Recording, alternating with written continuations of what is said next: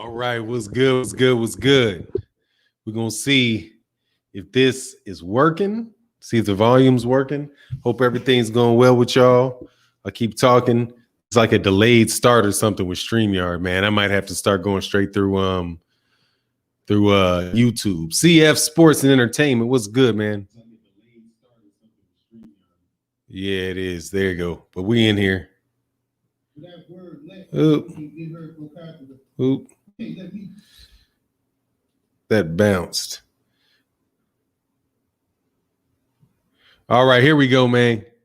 What's good, man? CF Sports and Entertainment.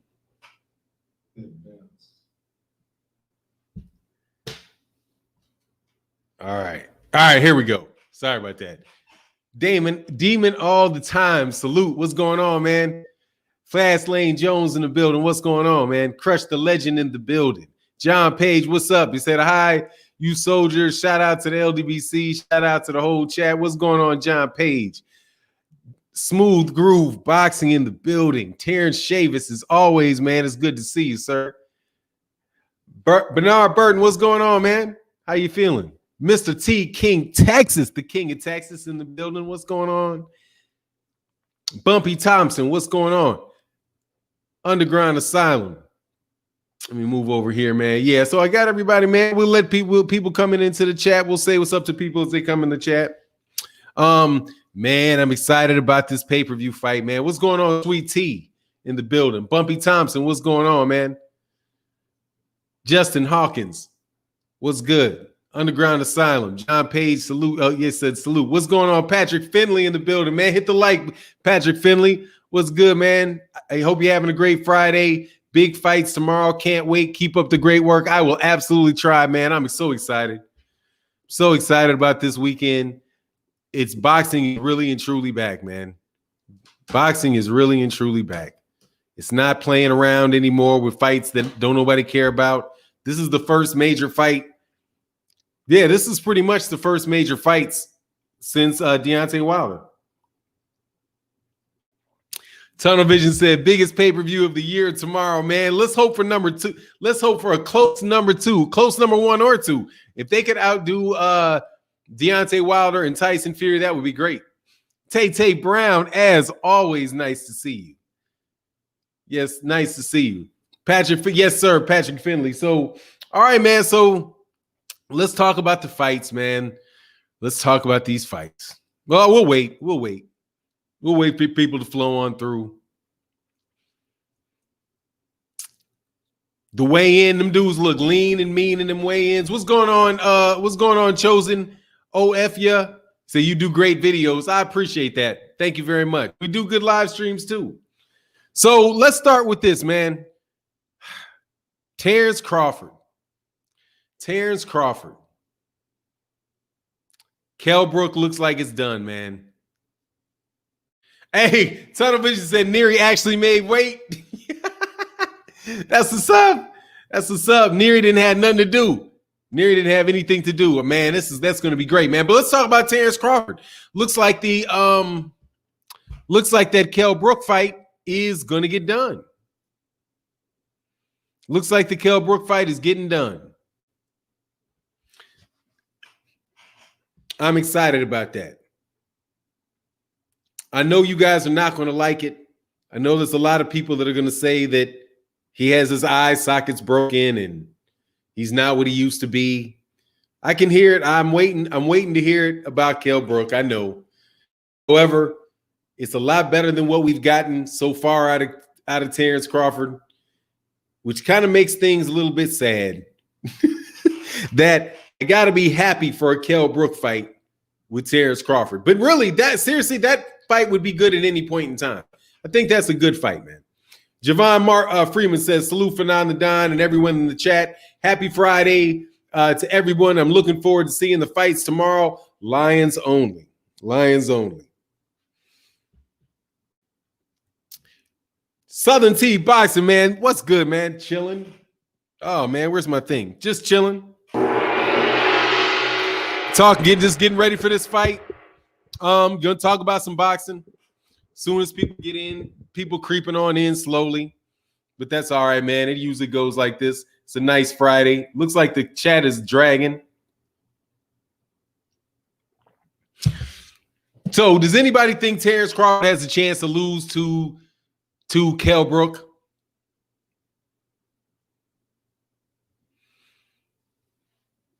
Or is that just a foregone conclusion that he's going to win this fight? There can be some things that we see. Dead Game Boxing says no chance. Bumpy Thompson, no. So no chance. But I think there are some things we can see out of Terence Crawford in this fight, or Kell Brook, because I think the first 5-6 rounds are going to be interesting. I made this. I made this said he can lose. And Big Pick 1984 says he can lose. So we got people in here that thinks he can lose. I mean, he can lose because Kell Brook can punch. Kell Brook is an experienced fighter. He's a very good fighter, man. Yeah, like Southern T Boxing said, he can definitely make it tough on him. And that's all you really can ask for, man. I mean, he might be the level of fighter where it's going to be very hard for anybody to beat him.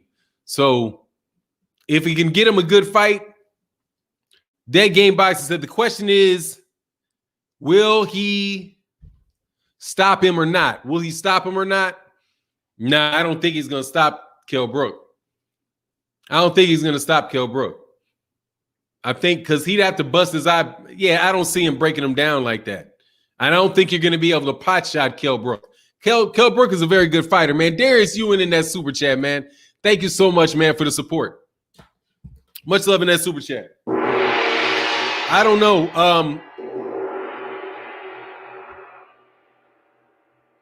I don't know, man.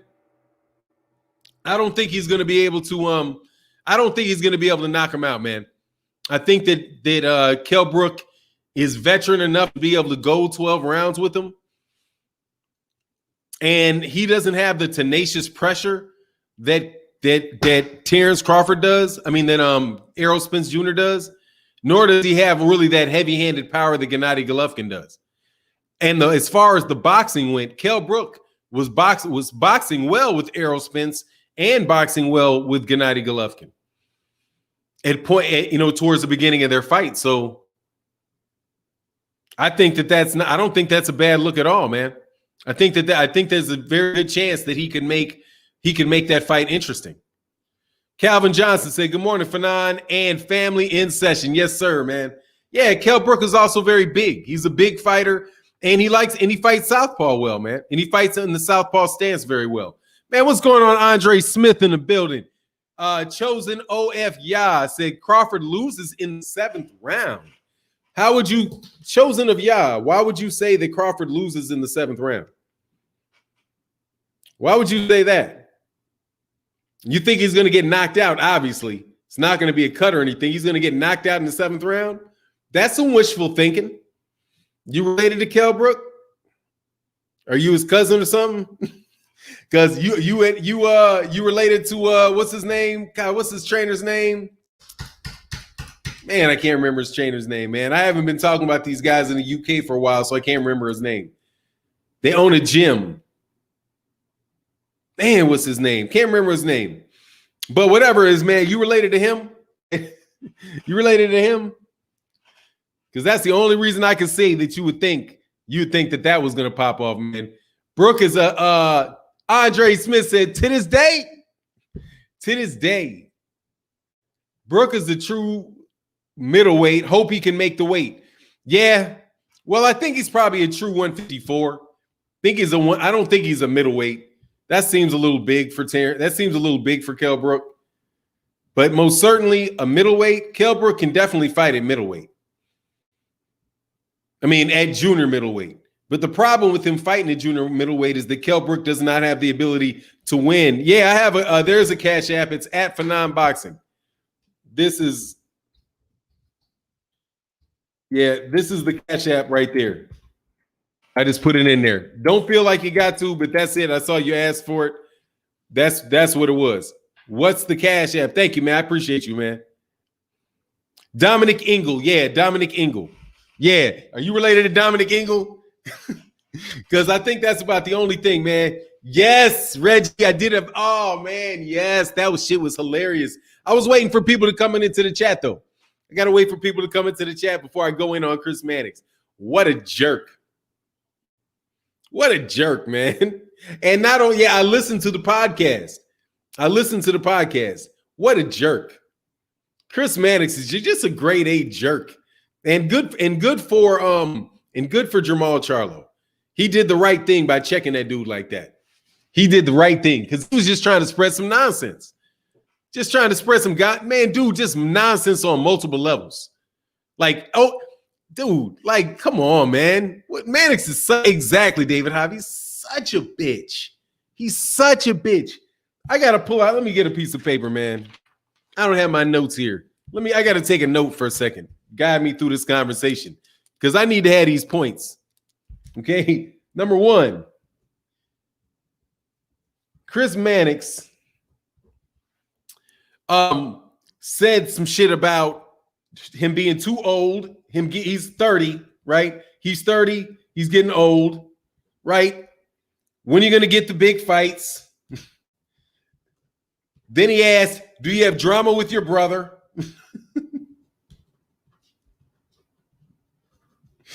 Damn near didn't ask anything about the fight, dog. That's what it was he asked about. I was like, 30, and then he asked the drama with his brother. So, you guys both being champions, do you guys get along with one another? Is it really tough? Being in a competitive situation with your brother? And Jamal Charlo said, man, you asking some bullshit. That's some bullshit you asking. So that's some bullshit you asking. Why are you trying to start shit with the dude's brother, man? Like, that was some stuff on YouTube that nobody really should have talked about. Because Jermell got mad about something to do with a brand, some brand or something. In order to bring that up in an interview like that, dude, that was really foul, man. That was really foul. There was no need. That was completely uncalled for. There was no need for that.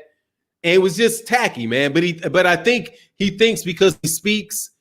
Yeah, he did, man. He was just like, you asking me some bullshit that ain't got nothing to do with this fight. I do believe that's the word he used.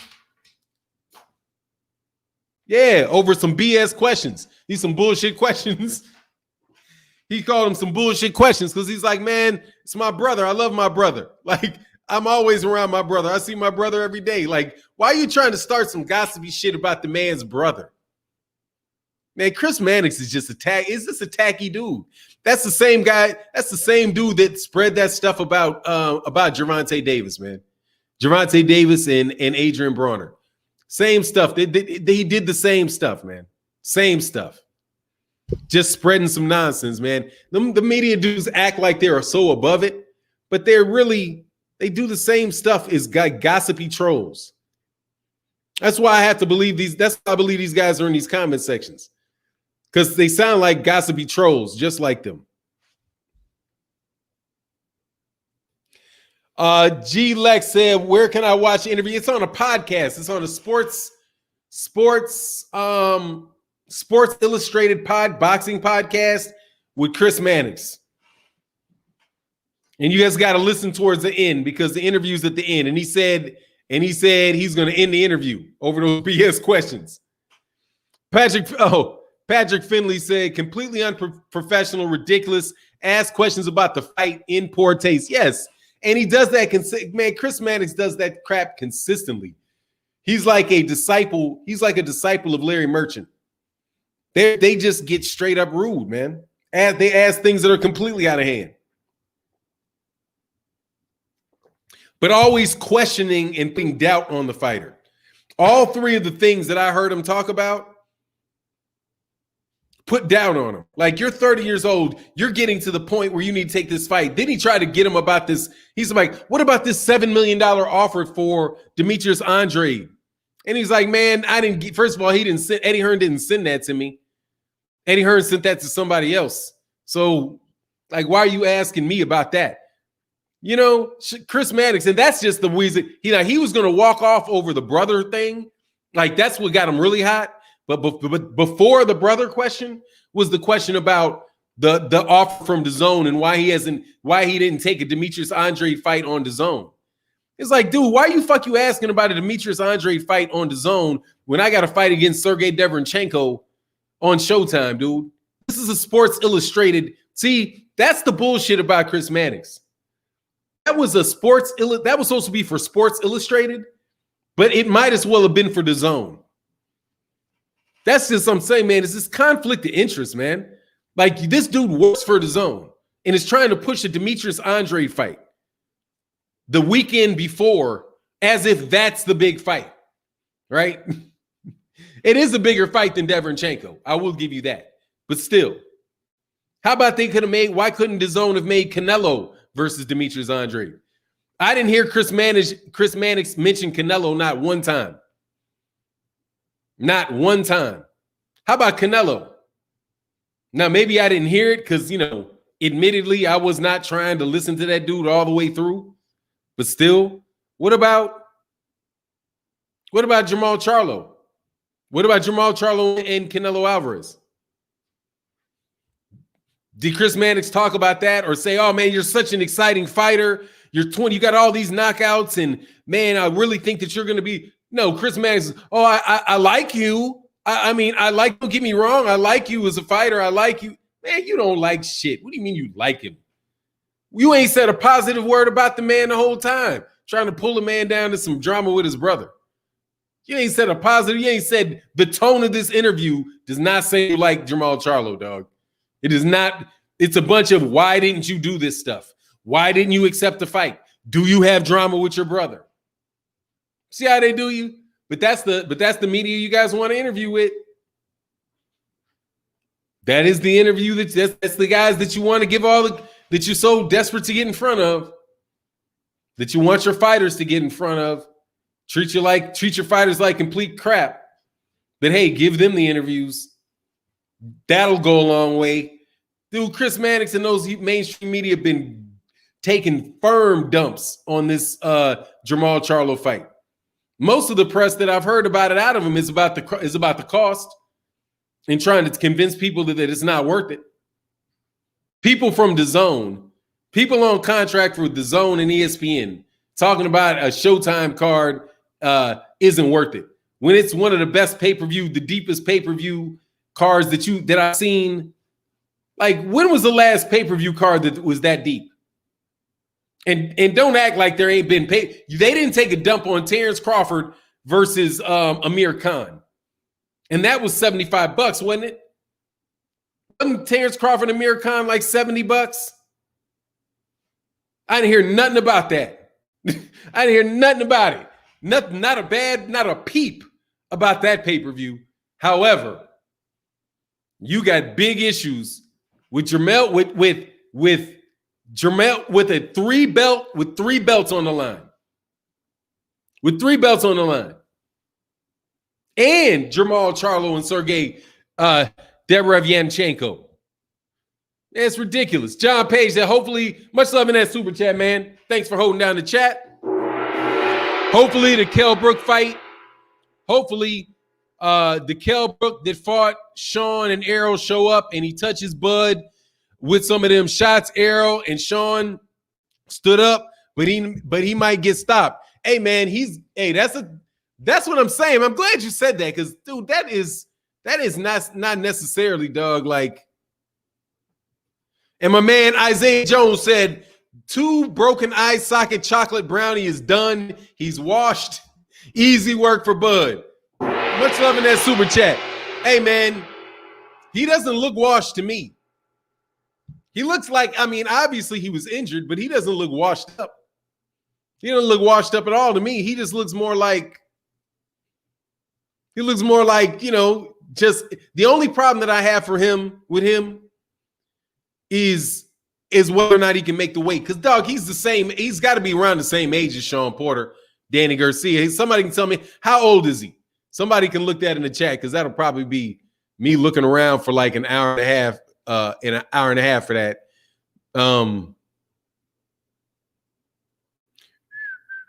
Yeah.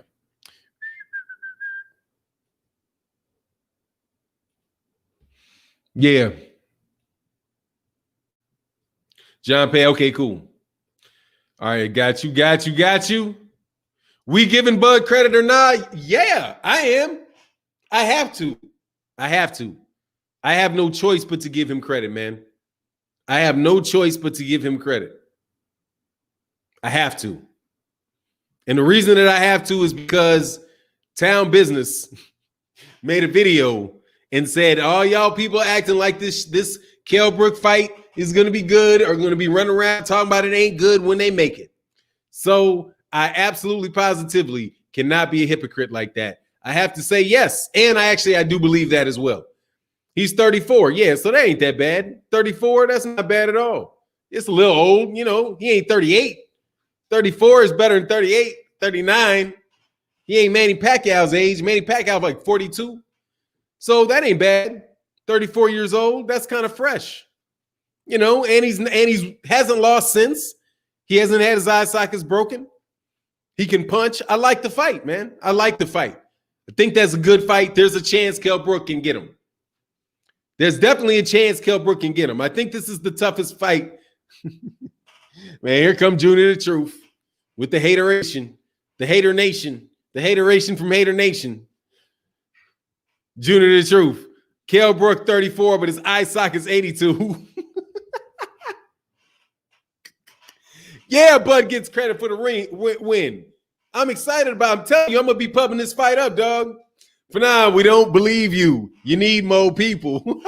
Bud fighting somebody we knew. Yeah, man, it works. Hey, man, I'll go for it. I'm going for it. I'm telling you. I take it. I'll take it. Dog, come on, man.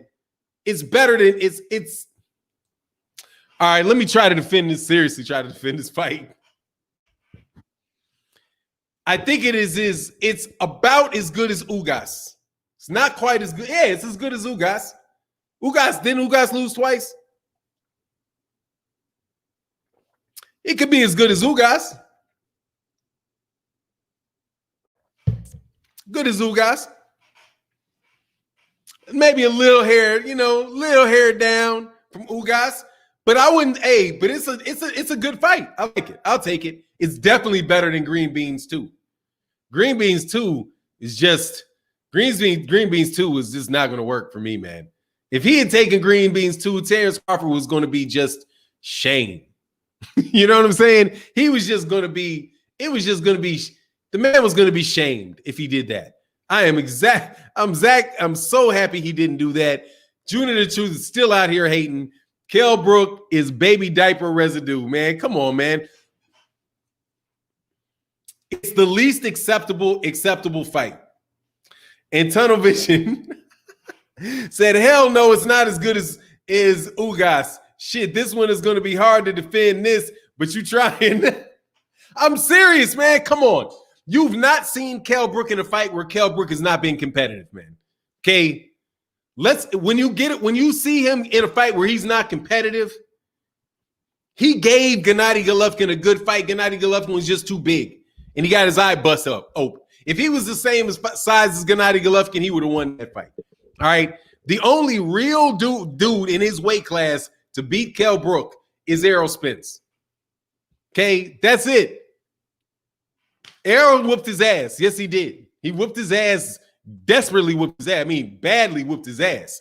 However, it was a competitive fight for the first, 7 rounds?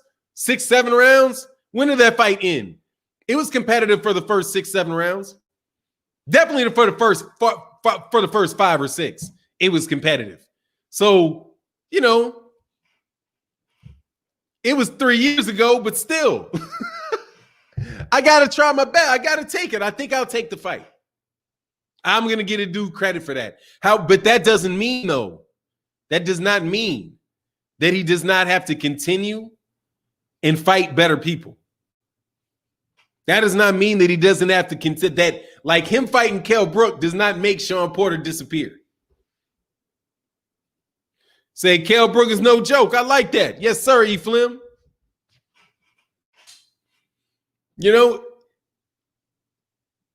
Yeah. But Terence Crawford, dude, fighting Kell Brook, though, does not get him off the hook now. It's a fight. It's better. Like I said, it is the best. It is the least acceptable fight.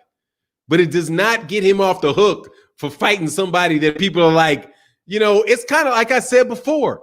Kell Brook is like the dude that's in the room, like he's there because he's like an honorary member of the club, right? Of the former welterweight champions club, but he's in the club. You might think he's over the hill, but he's still there. He's in the club. He counts. He will whoop your ass if you cannot fight. Kell Brook is not just straight up and down easy money. Okay. John Clark said, God bless you, Fannon. Hey, man, I'm just telling you the truth. Nah, Corey Redding, he did not look terrible his last fight. No, Corey Redding said Ugas looked terrible in his last fight. Brook is better. Yeah, he did struggle a little bit in that last fight. That's a good point. It can be close to an Ugas type fight. A lot of people underestimate Kell Brook. He's there again. He's fought a different level of competition than Bud and can bang.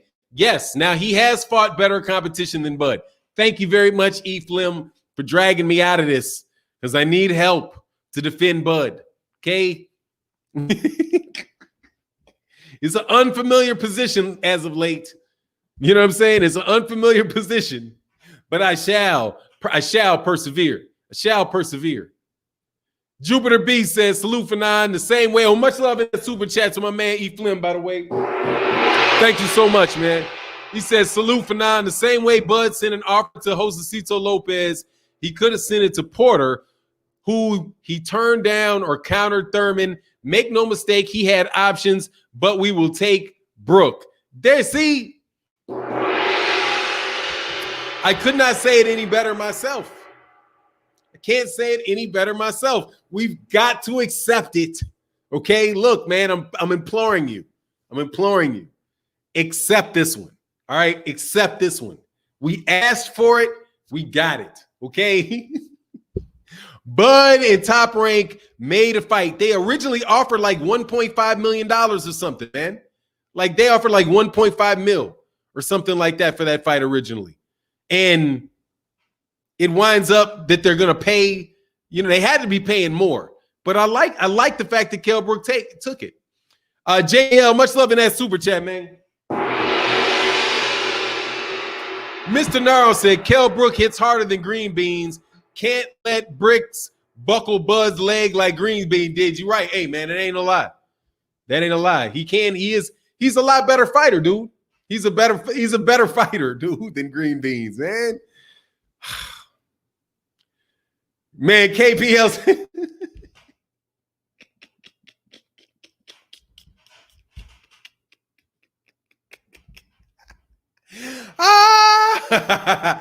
PLG Ski said, hell no. Come on, man. It's worth it, dog. Hey, Daniel Staley, much love in that super chat. He says, salute for 9. Kell Brook hits back. He does. Much love in that super chat. I ain't going. Hey, look, for real. It's better than. Hey, JDL, the super chat didn't come out right for 9. What is that? Oh, what did you want to put? I'll put it out there. Just put it in the chat, JDL, and I'll put it up. JDL, just put it in the chat and I'll put it up. That's what's up. No worries. Boots Ennis is a monster.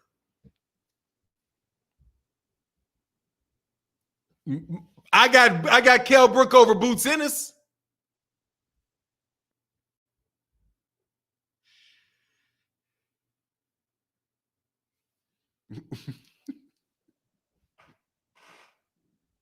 I got Kell Brook over Jaron Ennis. Y'all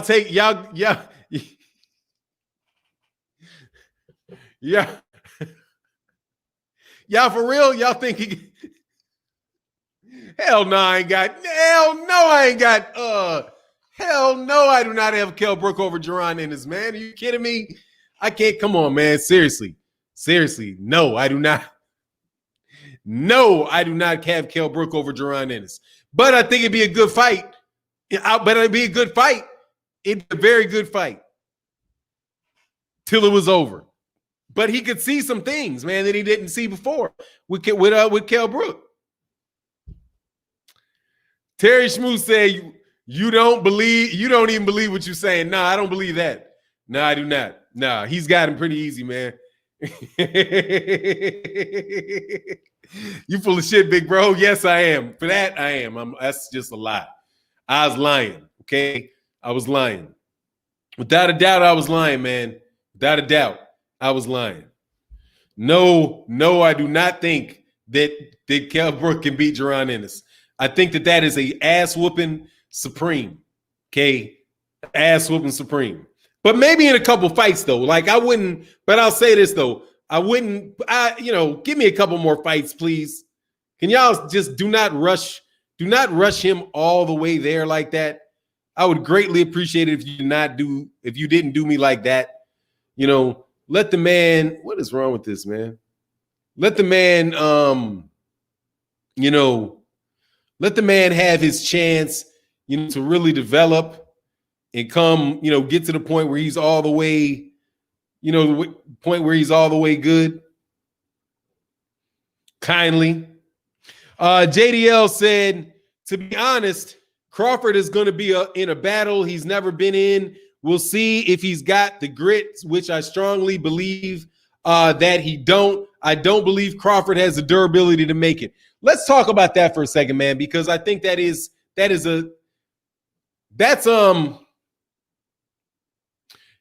a risk, man, for Terence Crawford.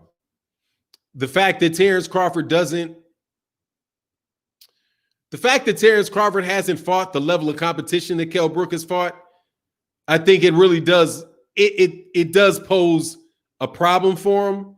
And there is definitely James Harris said, you sound like a Kell Brook promoter, dog. I'm doing a terrible job of promoting Kell Brook. Honestly. I mean, because for real, like what I really want to say is, dude, it's like, I'll take the fight. It's not a bad fight, but it don't mean shit. Like, he should be able to. The only question with the Kell Brook fight is, how bad can he whoop Kell Brook's ass? That's the truth of the matter. But it is an entertaining fight. It's a fight that I'll take. It's a fight that's better than it's a fight that's better than any other fight that he's given me at welterweight so far, man. It's better than every fight that I've gotten from him since Victor Postol. And this is quite honestly right around there with Victor Postol. In retrospect, people thought Victor Postol was more than he was at the time. But, this is about the best fight that we've gotten from Terence Crawford in a long time. And I don't want to take a dump on that. I want to encourage it forward. You know what I mean? Like, thanks, Bob. You put forward a good effort to get this. You know what I mean? They put a good foot. That's the attitude that I want to bring to it.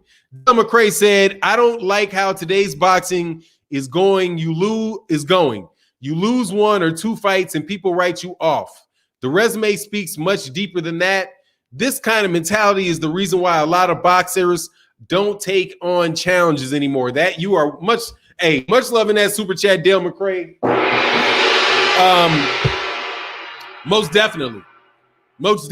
But see, that's one of the things that our conversations are good for, because I don't think that we really do that. We don't really do that around here. We try not to. It's bad enough. Dang, that's half. Every fight got a loser. You know what I mean? You cutting out everybody as soon as somebody gets a loss. If you cut people out of the equation. And that's good though. Like Jermell, I hope that's not the case for Jermell. Jermell really has a chance to come back big time. Angles Matter. All Angles Matter said, was shocked when Brook beat Porter. Won't be shocked if he beats Crawford. Man, that's heavy duty, man. That's pretty heavy duty. That's pretty heavy duty support for Kell Brook. Or is that All Angles?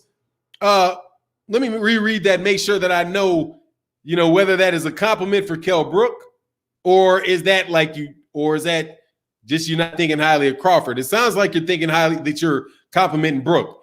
Was shocked when Brook beat Porter, but won't be shocked if he beats Crawford. Yeah, man, that would be crazy. Gabriel Dukes. I went to Howard and I went to Dillard. I went to two HBCUs. I went to Dillard in New Orleans, and I went to Howard in DC. So 2 HBCUs. I am ill will in the building, man. What's going on with you, man?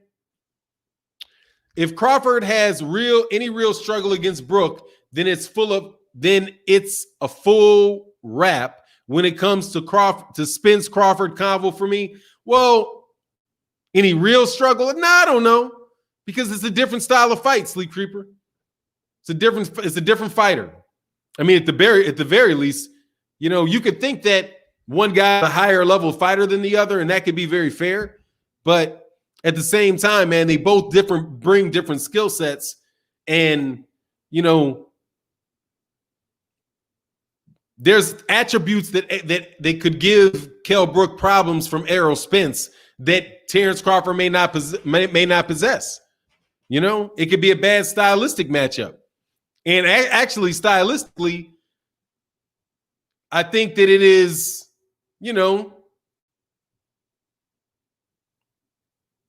it's going to be an interesting matchup. If Kell Brook was not, if it wasn't for the fact that Kell Brook was was not old, but like worn out, not worn out, injured. You know what I'm talking about? Because he's basically the same age as Terence Crawford. But if he had not gone through the Gennady Golovkin fight and the Errol Spence Jr. fight, then I think people might be saying that, this is a very solid fight. And at a point when Kell Brook was champion and Terence Crawford was at 140, people might have really given Kell Brook the edge in the fight. Not everybody clearly, but because there's a big size difference between the two. E. Flim said it's a gauge of comparison with what other contenders have faced, especially as it relates to Errol Spence or Sean Porter. Absolutely, I agree with that. Much love on that super chat. That it's a good yardstick. Yeah, if you're saying it's a yardstick, absolutely, it's a yardstick. It's a solid yardstick. And I'll take it, man. I really will, man. Said Dale McCray, only loss was to 2 great fighters. No shame in it. Yeah, no shame in it, man. Much love in that super chat. What was this? Brooks has a very high boxing IQ in the ring. Yeah, man. Well, we'll see, dude. We'll see. Because I think we'll see. Because Bug got one for days, man. That motherfucker can get you, dog. Dale Stanley said Brooks high reward if he wins, nothing to lose. Bud has everything to lose because of duck season. Crawford can get KO'd. I'm picking Brook for the win. Whoa.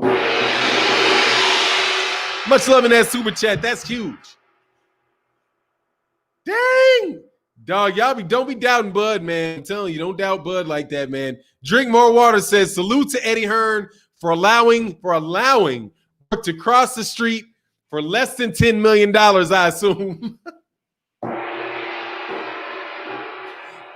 Much love in that super chat there. Drink More Water. Don't get carried away. Okay?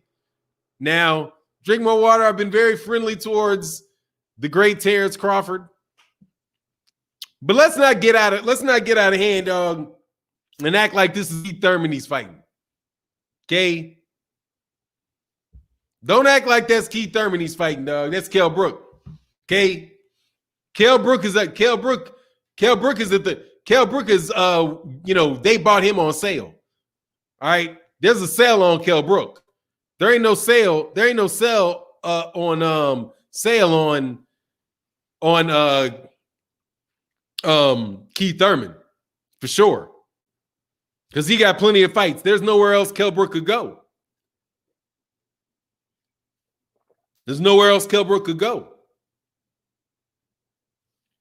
Amir Khan won't fight him. And at least all he got to do is outperform Kell Brook. Outperform Amir Khan, and he's got bragging rights over there in the UK. He can represent the UK. That's one of the hardcore UK fighters there, Mr. Kell Brook. That dude can fight, man. I like Kell Brook. And I support this fight, man. Man, what's going on? Dre's Finest in the building. Much love in that super chat. He said the DMV on deck with Fannon, my Howard U brother. Thank you so much, man. Much love in that super chat, man. Yeah, he could be a little damaged, but you know what it is, man. Much love for all the super chats, man. Both the Brook losses came to two fighters who physically broke his will and eyes. Can Brook stand up against a masterclass boxer like Bud? Much love to that super chat. Two fighters who physically broke his will. Yeah, but see, those are two guys that beat him down, and a guy that's Terence Crawford is more like, I wouldn't call him a pot shotter, because if he can run on you, he'll run you out of there. Bud will get you out of there. I favor Bud, obviously, man. So no, I do not think that he can. No, I do not think he's going to beat Bud. I do not. I'm just looking to see how he reacts. I'm interested in seeing how the first several rounds, man. Really. Dale McCray said 3 years since. Much love in that super chat, Dale. You said 3 years since his loss to Spence, long enough to recover. Yeah, no doubt, man. 3 years is enough time. Yep, all of 18, 19, 20. Yeah, it is 3 years for that thing to set. What's blazing in sports? To make it do what it do. Thank you, man. Much love in that super chat. What's blazing in sports, man? Make sure y'all subscribe to What's Blazing in Spizorts. All right, man. We caught up, man. That's a lot of love, man. Thank you guys so much for that, man. That was a long time reading. I'm staying up with super chats today. So much more disciplined than usual. Thank you guys so much for the support. I put at least 100 on Brook. 2020, the year is crazy. Oh, it's worth $100 bet. It's definitely worth $100, but it's worth $100. I put $100 on that for sure. Easy Lewin Boxing TV said, "What up for not sleeping on Brook? Two skilled fighters, gonna love to see it. Thank you for this talk every day, Fannon. Hey, man, it's my pleasure, man. My pleasure, dude. But let's switch. Oh no, hey, God damn, man. Thank you guys so much, man, for the support, man. James Hill said Kell Brook is a great fighter, but Bud is an elite fighter. I'm willing to bet Bud's power will be too much for him. Yeah, I can see him getting knocked out. I know I just vacillated, but Bud been knocking people out. And I can see him catching Brook later down the road, man. If he gets really aggressive with Brook, he probably can get Brook out of there.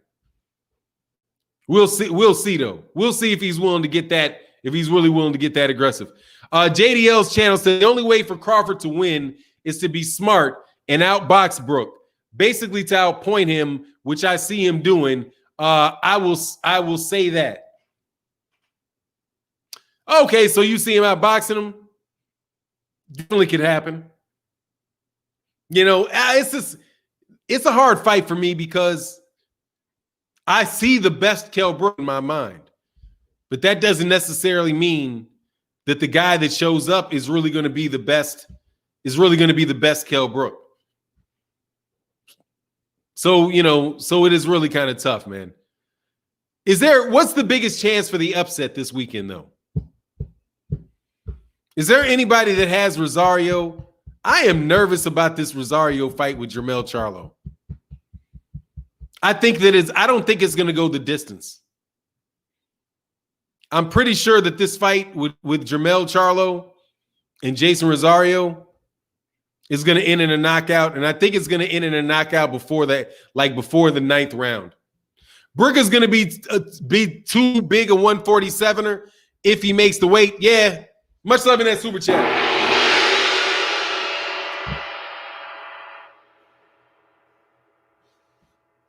Rosario getting stopped.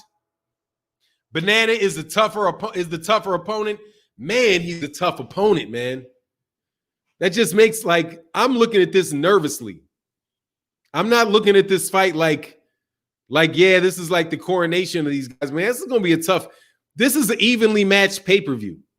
If we go over the last Jermell beats Rosario, says JDL's channel. I mean, I think that he does, But it is, I mean, he's definitely got a puncher's chance in this fight. And you know, Jamel has gotten outboxed by Tony Harrison. Not that I think that Rosario is the same type of boxer, but that pressure, like there's just going to be a lot of pressure on Jermell Charlo. And Jermell is usually the guy that is putting the pressure, that is really applying the pressure. So we'll see, you know, how that works with Jermell having somebody that really is looking to come forward on him, looking to move forward. Over the last 2 fights for sure, Jermell was the one that was really trying to impose his will. Now, if you have a guy that is really a lot, said John Jackson outboxed Jermell too, I don't recall that. Ephraim said you should fan no cakewalk for Jermell. Yeah, it's a little bit it makes me nervous, but I definitely want him to win. But the pressure of Jason Rosario and the fact that he's coming forward, he's cutting the ring, he's trying to cut the ring off. I think that he is the bigger guy. Looking at the weigh-in, I think that he's the bigger guy. Maybe not as much bigger than, you know, like the case with maybe like a Lubin, like if he was fighting Erickson Lubin, or if he was fighting even J-Rock. I think Jermell's bigger than J-Rock, but he said until Jack went to sleep. Yeah, until he went to sleep.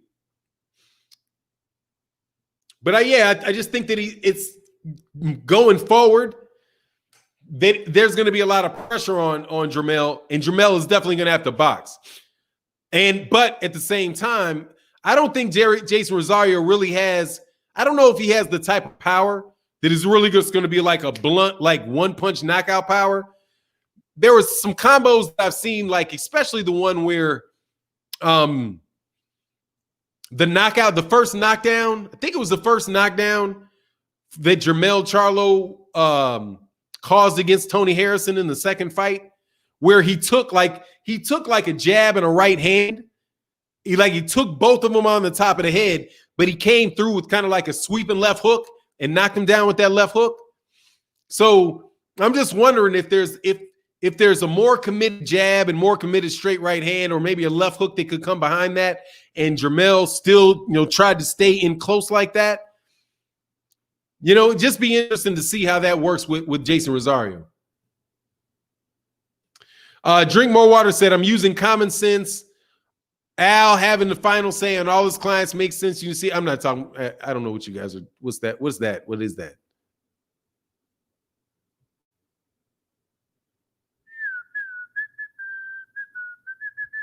Hold on one second.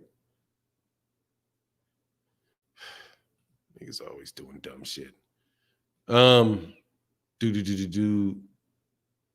Marla's tough fight tomorrow night. Yeah. I don't know, man. I think I got that fight being a little bit easier. Quite honestly. Daniel Staley said, much love in that super chat, man. Said Rosario is no joke. He's a dangerous fighter. Charlo needs to be careful and fight smart for the win. I got Charlo to win. Yeah, Rosario is definitely no easy opponent. And Rosario definitely has crack, man. It's just, well, back to the Sergey Deverenchenko fight. I think that I'm less nervous about Sergey Deverenchenko.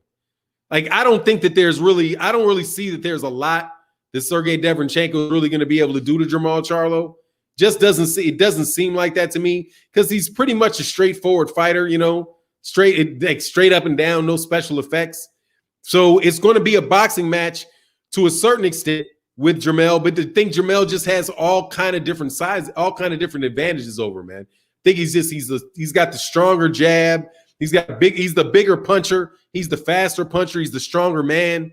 He's got the length. He's got the reach advantages on him. It's just so many advantages for Jermall that I think that, you know, like I don't think Sergey Deverenchenko is getting out of that fight.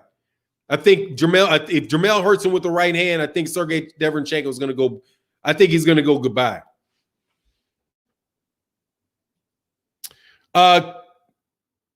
Hey, Fannon, so what do you think about Kovobov versus J-Rock? I mean, it'd be a good fight. I would take J-Rock over Kovobov because I think that that's more of like Korobov's not going to really be pressuring J-Rock. But why would J-Rock be up at 160 pounds, though? That's another thing.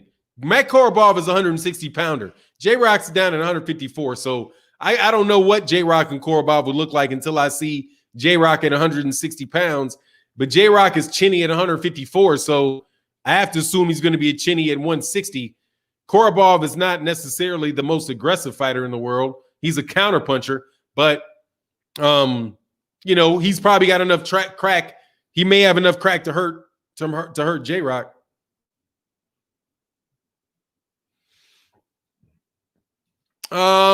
Hey, Fannon, what's the tougher fight, Kell Brook or Danny Garcia?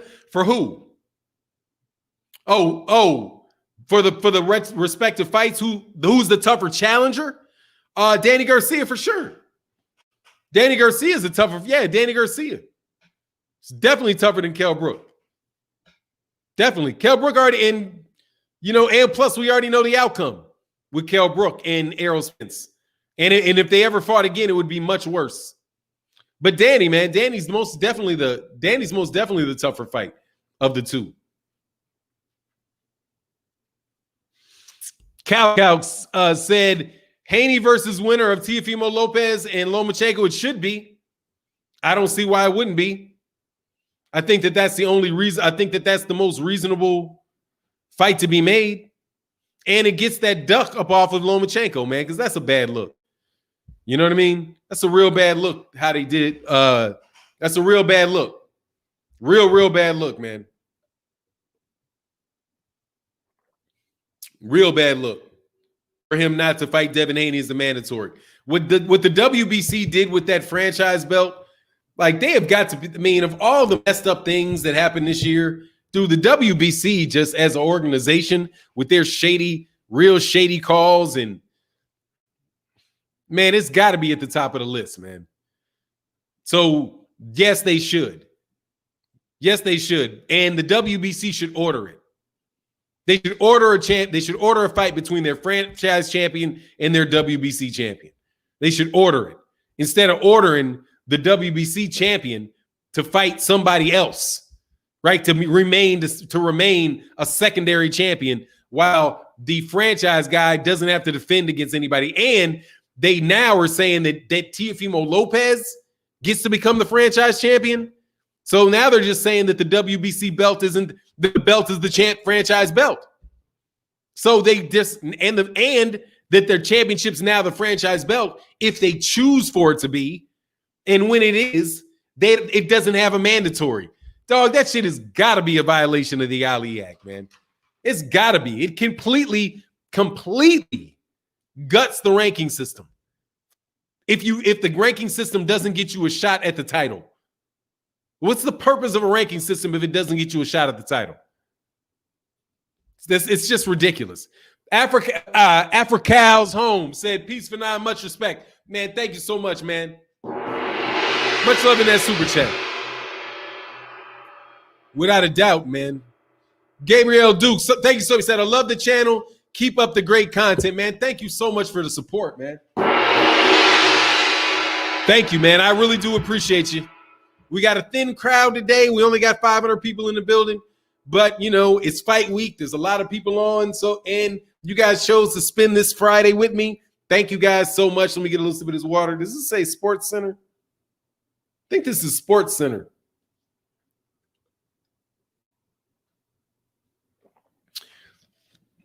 Tells you how old that is, man. I dang near sure no, I ain't been nowhere where I would get something for a Sports Center from Sports Center. Yeah, the Fannon, big homie Coop says Fannon, the WBC making it up as they go. Yeah, for sure, man. A whole lot of people making it up as they go, man. Like, is it that hard out there, man? Is it that hard out there? Just making shit up as you go, huh? Shit just be like, you just know shit ain't right, dog, but just people just keep running with it. You know what I mean? Like it's a track meet or something. kicking dead dogs, all kind of stuff, man. Just what is it saying? Kicking a dead horse, beating a dead horse, beating dead horses. Nice product placement. Yeah, if I was Sports Center, it would be. But no, I don't have logo. I'm repping Nike, man. I sponsor Nike. Put it that way. I sponsor Nike. Not the other way around.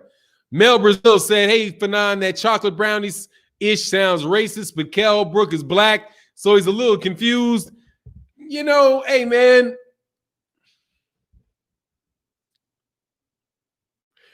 Yeah, it's kind of like, how do you call it? Self-denigrating? That type of what is the word? It's when you're always kind of making fun of yourself. I can't remember what the name of that. What do you call it when you're always making fun of yourself? But not self-deprivation. That's when you keep yourself. Self-deprivation is when you don't allow yourself to have something. No, it's a type of humor. It's just kind of type of humor. It'll come up sooner or later. It'll come up. I'll think about it sooner or later. Anyway, self-deprecating. Beham got it. Corny, yes. Here it is. Deprecating. Corny UK humor, deprecating. Thank you. Self-deprecating. Yeah, it's where you had Kell Brook is black, but has a white dad. Yeah, self-deprecating. Thank you very much. Yeah, that's self-deprecating crap. Y'all just, you're just making fun of you, kind of being down on yourself. So yeah, Kell Brook might be that a little bit like, like I'm gonna hit you with these chocolate brownies. Because you're talking to a bunch of white people that might look at you and think of you as you got chocolate skin. Oh, hey, it's my chocolate brownies. You got a white wife too. So, that's Kell Brook, but that ain't no biggie, man. Oh, heck yeah.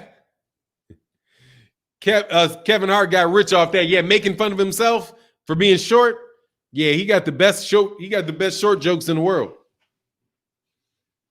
Brook has corny UK humor for sure. For sure he does, man. But look.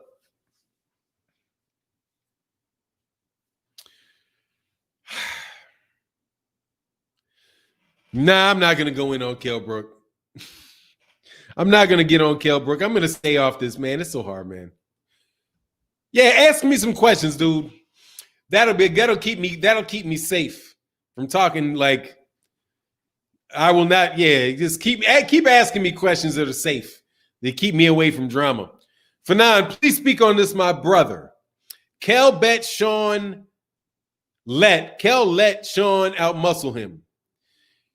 He has a good chance of winning. I bet the farm on Porter beating Crawford. I wouldn't bet the farm on that, homie, but I'll put a couple hundred on it because you don't know there's things that you're gonna know about Kell Brook, things that you know about Errol, Spence, and Sean Porter, and Keith Thurman that you don't really know. Manny Pacquiao too, that you don't know about Terence Crawford. You don't know what Terence Crawford's gonna do when he's in a tough fight.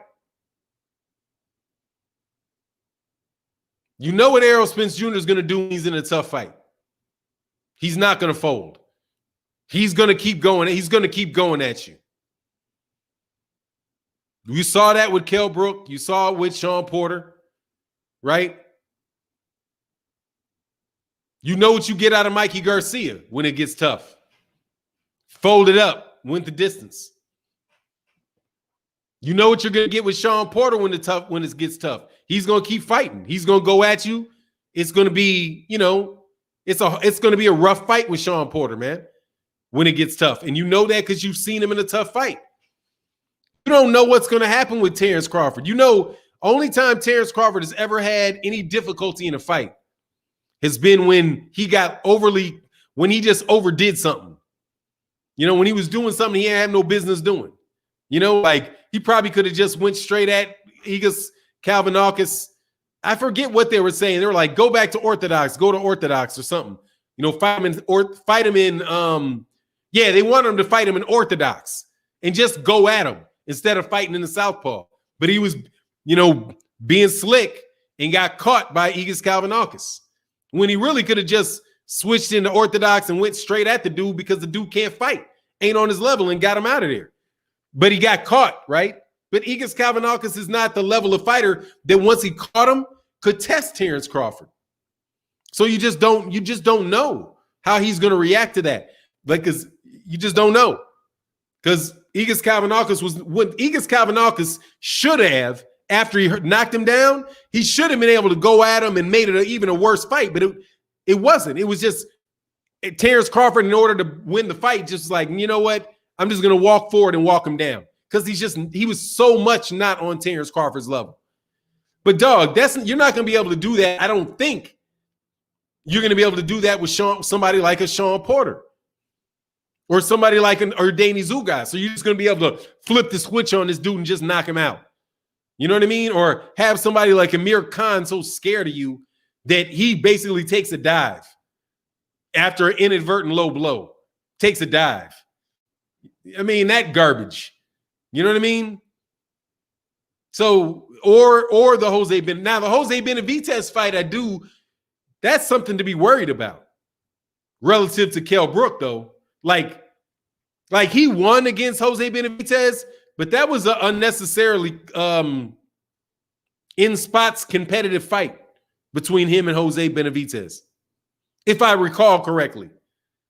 It ended up where Terence Crawford started stepping on the gas and coming forward him and got him out of there and started beating him up over maybe the last couple rounds, maybe the last 3 rounds or so. He really started stepping it up on Benavidez. But there was a lot of feel-out rounds. When was that knockout? Wasn't that the 12th round? That was kind of similar to like a Gervonta Davis versus Yuriorkis Gamboa knockout in the 5th round. I mean, in the 12th round. RB216G said Kell Brook is only going to be as tough as Bud allows him to be. Kell Brook will be game, but Bud inside 10 emphatically. Much love in that super chat, man.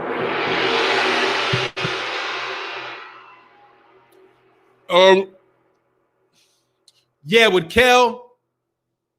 But see, we've seen what happens with Kell when Kell gets in them fights. His eyes break. You know, his eyes break. His losses were knockout stoppages because his eye socket was broken up. But man, he was getting stepped to something ugly by Errol Spence, though. Like, eye socket or not, dog, he was not getting out that fight, man. Eye socket or not. Errol started stepping, man. Errol started stepping through that boy. Woo-wee. That was a competitive fight for like the first 6 rounds. After that, man, it was like Errol Spence started running downhill on that boy, man. Like sprinting downhill. Mr. Pedraza said, what are the chances of Deverenchenko beating Maul? 30%, 20%, 80-20. I think it's an 80-20 fight. Not too nervous about that, man. I don't think Deverenchenko is good enough of a boxer to beat him. And I think I think Sergey Deverenchenko got mopped, but didn't get mopped, but he got beat pretty handily by Daniel Jacobs. So I don't really think, and I know this might be an unscientific reasoning, but I just don't see somebody that Daniel Jacobs beat, pretty much straight out beat. I don't see them beating Jamal Charlo. Despite what your idiotic ass keeps saying. Let me tell you something, man. Y'all boy, named this motherfucking channel is damn near the same name as mine, dog. Just listen to that dumb shit you talking about, man. Yeah, them people be talking dumb shit about Jamal Charlo, man. It is ridiculous that you guys want to keep acting like this dude is not an extremely good fighter, man. Like, what is he like? People act like just because Canelo ducked him means he's not good. It's so ridiculous what people do to Jermall Charlo, man. Now, I don't think it happens as much to Jermell because Jermell's not like really in pursuit of Canelo. But dog, Canelo acts like a bitch when it comes to Jermall Charlo, man. Like a bitch compared with Jermall Charlo. That's the worst thing about that dude's career. It's like besides him testing positive for performance-enhancing drugs, dog, Canelo Alvarez I don't believe shit about Canelo Alvarez till he beats Charlo. I don't believe shit about him till he beats Charlo. Him or because he did the same nonsense Lomachenko did to Devin Haney, dog. I don't believe Lomachenko because he ducked Devin Haney. Matter of fact, I need to strip Lomachenko from, you know what? Dang. I got to strip him from my pound for pound. I forgot. I'm supposed to be taking out duckers too. So Canelo's not only a drug cheat, he is a drug cheat and a ducker. So I got to take him out. And Lomachenko, with that franchise belt, you should remove a franchise champion immediately from any pound for pound rankings. Because that's a duck belt. That belt is designed to duck. Intended whole purpose is not to fight somebody. Dimitri Gupton says, salute Fannon. Other divisions aside, does Crawford really deserve a shot at Spence with his resume at 147? Much love in that super chat. Oh, Mr. Pedraza, much love in that super chat. I didn't get that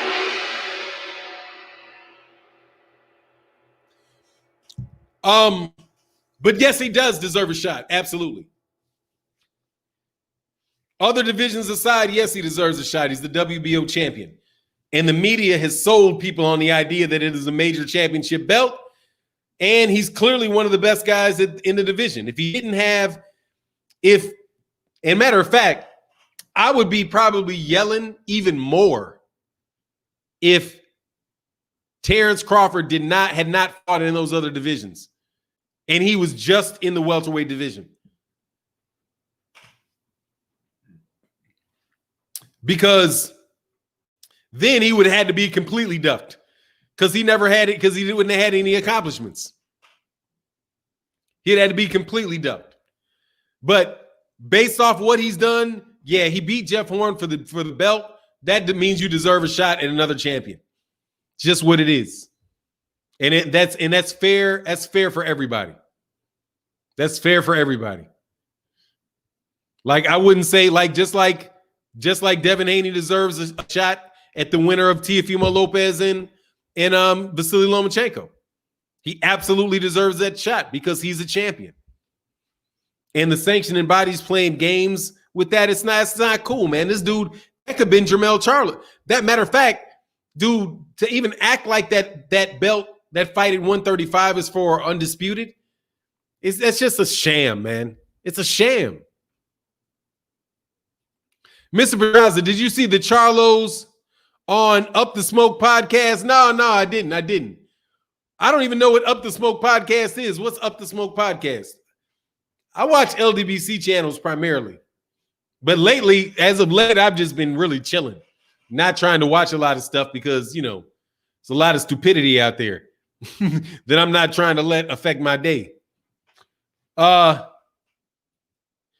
Some channels say they think Maul is in a more dangerous fight. Some say Mel. That's how good this good ass fight card. Yeah, it is, and you get both. You get both. You don't even have to wait up all night for a good fight. That's worth a $10 tip. There you go. Matter of fact, all right, now I got it. All right, now you cannot tell me this shit is not worth $10. An extra $10. Not having to wait until midnight to see a good fight. That has to be worth it. You at least have could be two 12-round fights. And Luis Nery.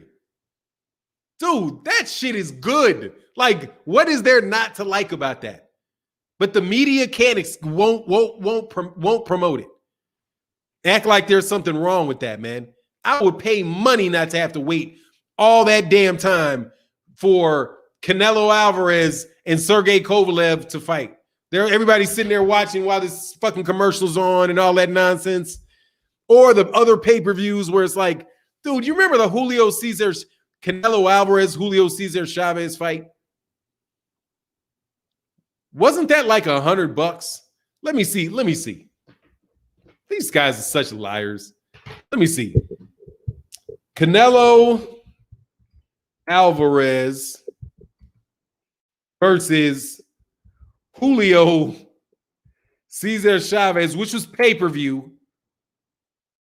By the way, just the fact that it's on pay-per-view cost.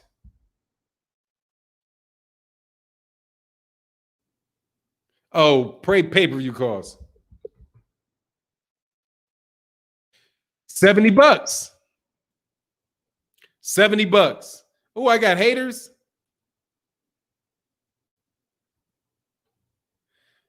Nah, they ain't no good haters.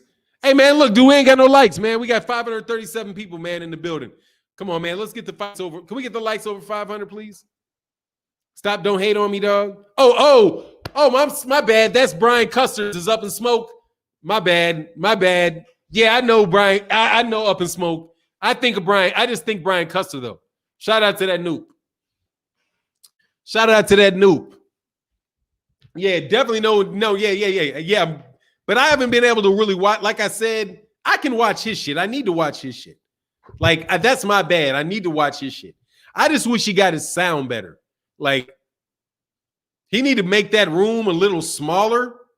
Like, if somebody know Brian Custer, tell him to make that shit smaller. So it can be more intimate and less echoey. For that level of podcast, he needs that room tighter. He needs a smaller room, tighter thing, man. Because then his shit would be dope. Because then it would be like Brian Custer. You know what I mean? Like, because if the less room he has in there, the more he can afford to make that shit look like, like super crisp. And he might not want to do it live. You know what I mean? He might want to do that shit like, anyway, man, he need a producer on that shit. That's that COVID production. But this shit is nice, man. Fannon, did you see Boots versus The Truth in 2 years? Man, yeah, for sure. Without a doubt. If he's still there, without a doubt. I fear that day. I rue the day. Like, I don't want that to happen.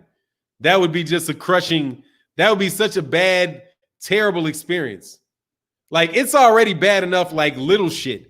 But I can't even imagine the battles that would take place over Boots between Philadelphia and Texas over Boots and Errol Spence. Because everybody in Nebraska, all of the Terence Crawford fans, because in order for that fight to happen, Errol Spence would have had to beaten up Terence Crawford and still be at 147, which means all those Terence Crawford fans and Keith Thurman fans and, for all 5 of the Mikey Garcia fans, Mikey Garcia got some fans, would all be hating, would all be in camp with Jaron Ennis. So it would be a terrible battle. Terrible battle. And Jaron Ennis, man, but Jaron Ennis is the truth. I want to see Jaron Ennis versus Virgil Ortiz. And in my opinion, quite honestly, y'all can stop talking about Virgil Ortiz when you bring it up. And and I'm living in Texas and I'm saying it. I don't see it, dog. I don't see it like that, man. I do not see it like that.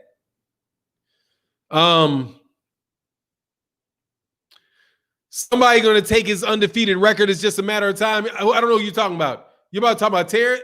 It's a matter of time for everybody if they fight long enough. You know what I mean? Chicago rappers. Chief Keef.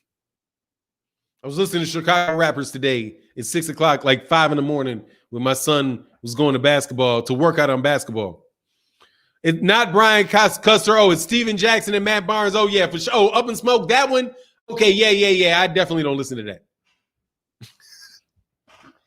Definitely don't listen to that. Even though I will say this, Steven Jackson and Matt Barnes, if I was to listen to basketball players talk, it would be them. But I do listen to on occasion, out of respect for the Shy, Quentin Richardson and can't even believe that, and Darius, God doggone man, what is his name? And Darius Miles, Knuckleheads. I rock with Knuckleheads, dog, because they're from Chicago, so I gotta rock with the Knuckleheads. I can't be rocking with some California and where's he from? Where's Steve? Where's Jackson from? He ain't from Chicago. Yes, they're dope for now. Yeah, I mess with them. That's the cast. Knuckleheads, that's who I watch.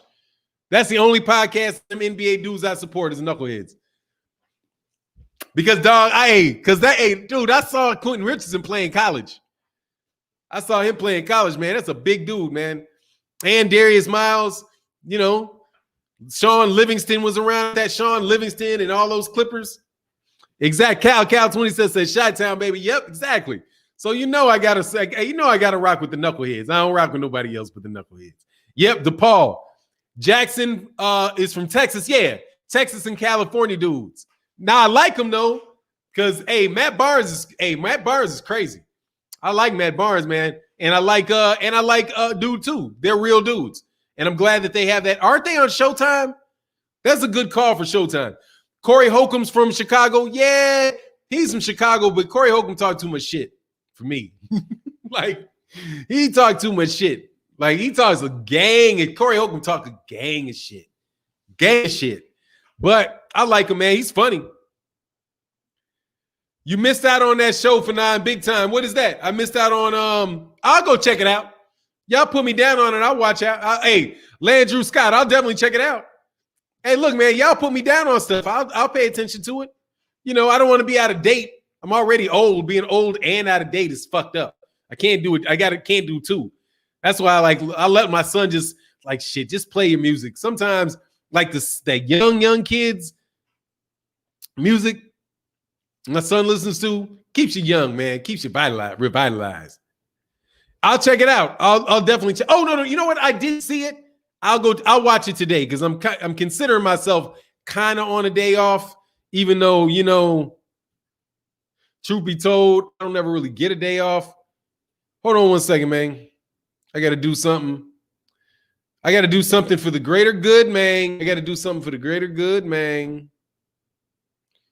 Do. What's that song? Do.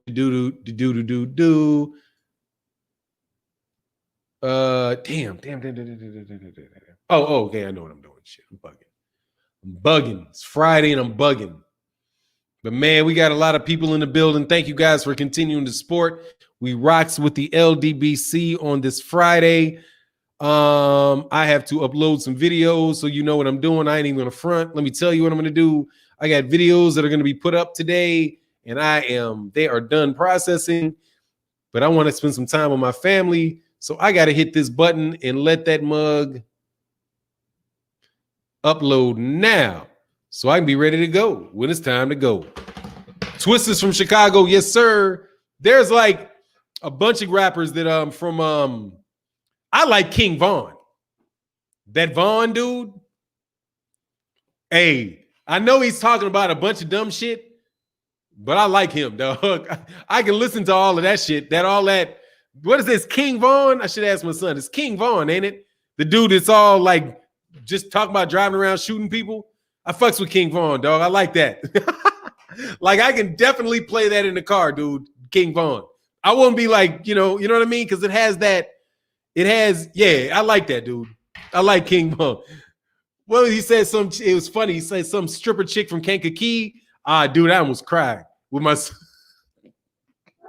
when he said something about some chick and a stripper from Kankakee, dog. I was like rolling because I was like, yeah, King Von's good. Yeah, I like King Von.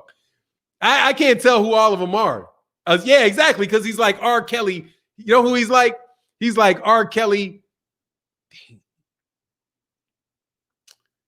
He's like Ice-T meets R. Kelly.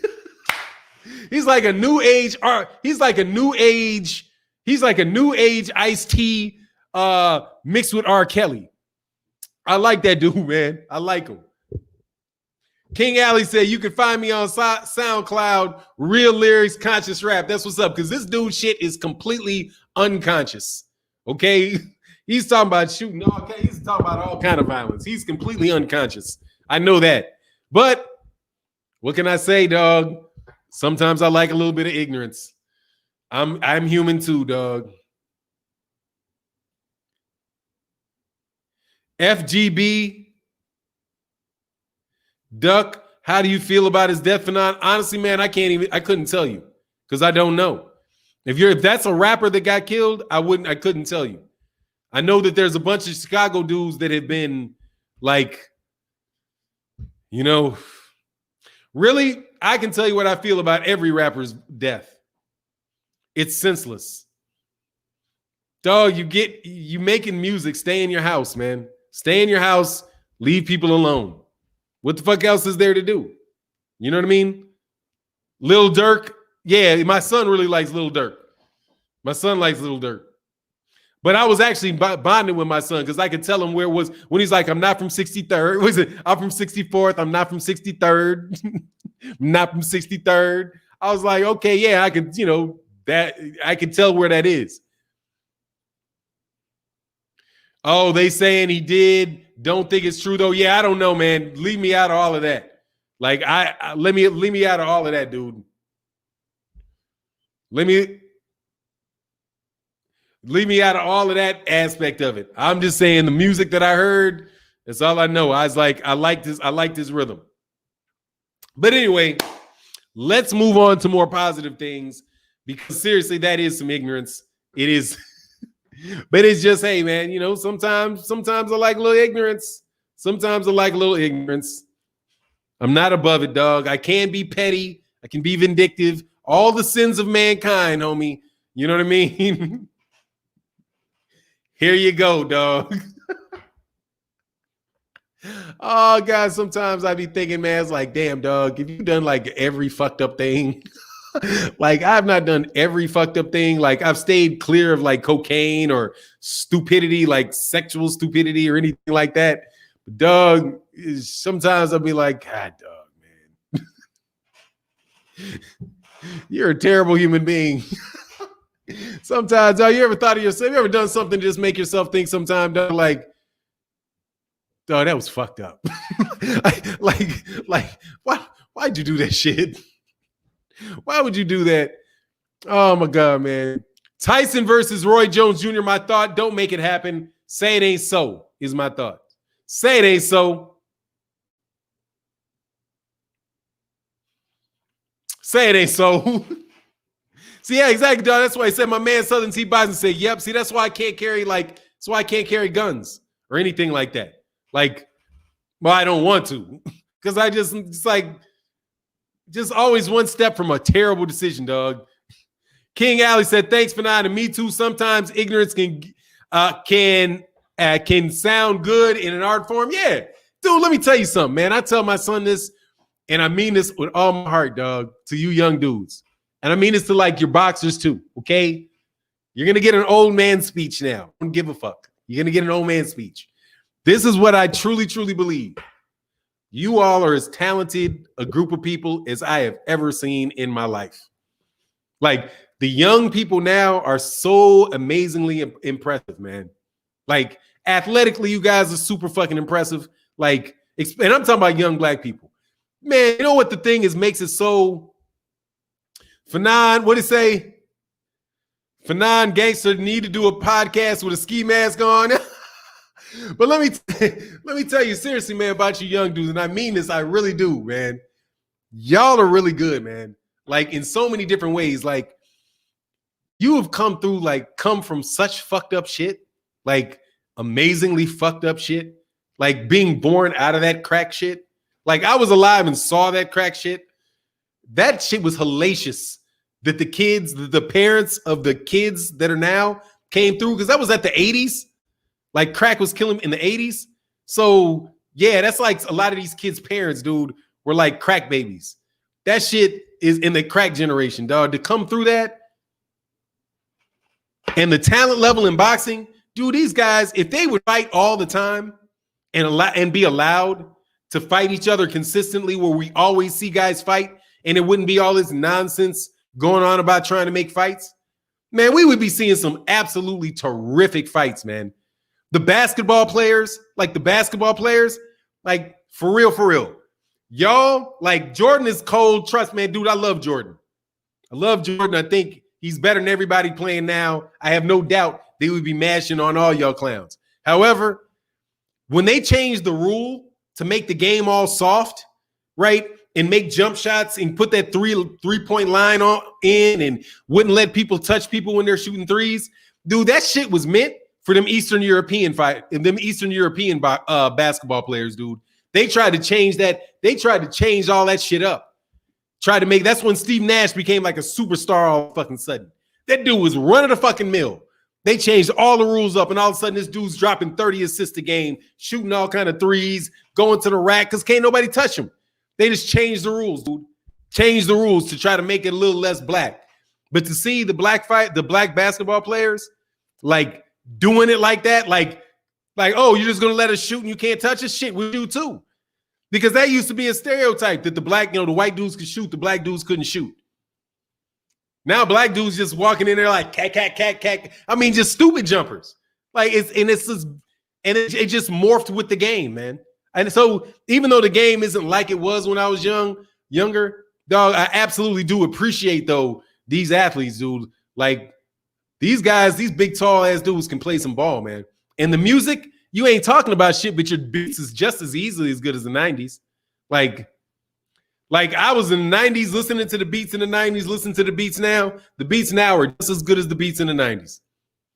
I don't see any better than the 80s for sure. Like killing the 80s. like murder in the 80s. The beats now are murder in the 80s. I think they're murdering shit is really tough, man. You know? So you get down on kids, but you guys art form, I mean, you guys are tearing it up. Seriously. Really. Shakur Stevenson gives me hope, dog, that we're going to see something that's real special out of Shakur Stevenson. And I'm believing it more and more, man. Southern T-Bot said we get it from watching we're getting it from watching the OG. Ask what's up, man. I appreciate that, man. Said you bugging? No, I'm not bugging. I'm telling you the truth. Their shit is good, man. I'm hanging out with my daughter and my son a lot doing this. I'm listening to the music. Trust me. The artists were better. I don't know, man. I just think they're doing different things, man. That guy, Lil Baby, that little dude, Lil Baby can go. And I don't care what nobody says. Like, and I'm not some super hip hop, crazy super hip hop dude. But I know as soon as that beat comes on, that dude is in just a monster flow. Rah, all the way through the end of it. I like it. And I like it. And it's easy to listen to. It's good stuff. I think. He said, yeah, the beats, but the lyrics suck. Yeah, the lyrics are terrible. Like super subpar. But not everybody. Some of them are really good. Like I said, Lil Baby, I think has got very good ones. But I'm not in it all the time like that, to tell you the truth. Anyway, let's get off of that. Whoa, OG, to have to disagree. All these beats all sound the same. Hey, man, you guys know more than me. I'm just casually sticking my ear in and doing this. Oh, sounds good to me. Now, some of it's trash for sure. I've heard a lot of trash. There's a lot of trash, but there's also a lot more music because it's a lot easier to get it out now than it was before, you know? But it's better than the 80s, man. It really is. 80s, like, I think that's a lot of that shit was really overrated, in my opinion.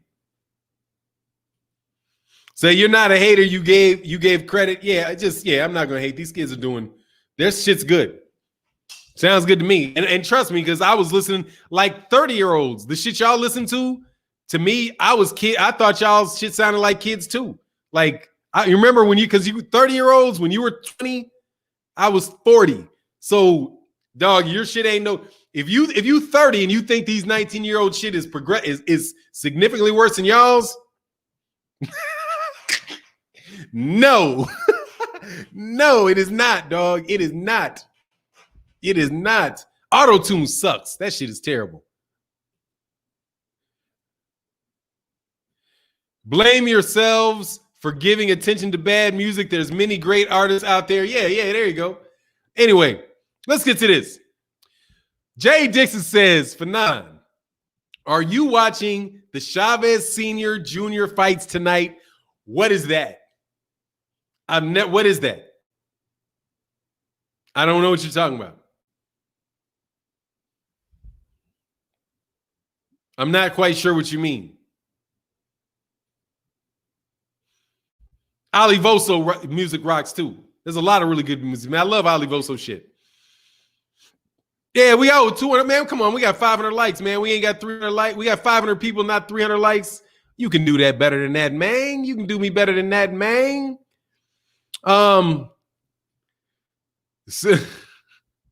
So anyway, yeah, dog, I heard about that dumb shit.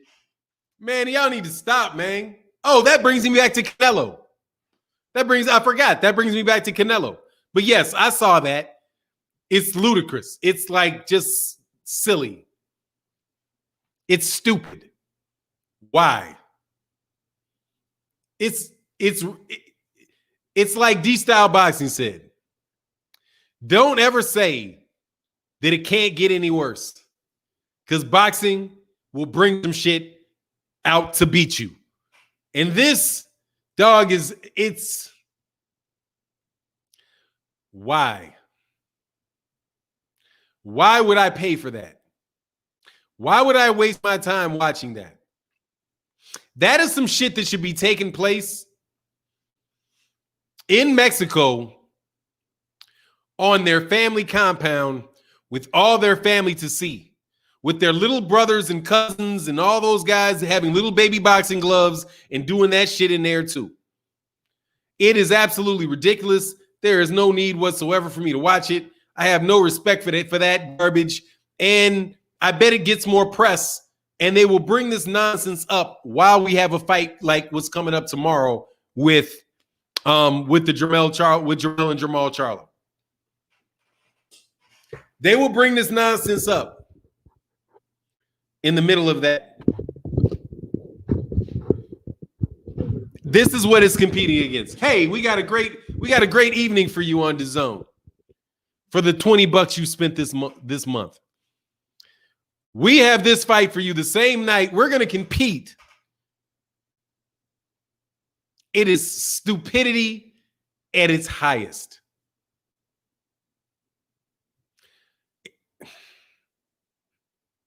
As what it should be on his Mexican compound. They got money. All that money they yanking up out of here. Them Chavez's got some money. I know they got some villa outside of Mexico City. You know, a couple hours outside of Mexico City. That's where you're supposed to be, dog, with all of that shit, okay? You're not supposed to be fighting in a ring for real, dog. You garbage, dog. Junior the Truth said his music is trash. Well, you know, trash is in the eye of the garbage can. I don't mind it, man. My son likes it. I like it. Keeps him happy. Keeps me happy. Bump, butter, bump, bump, bump. Stripper, she from Kankakee.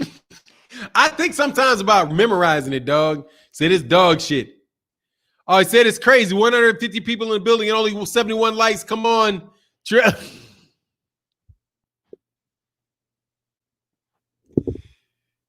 You fucked up, dog.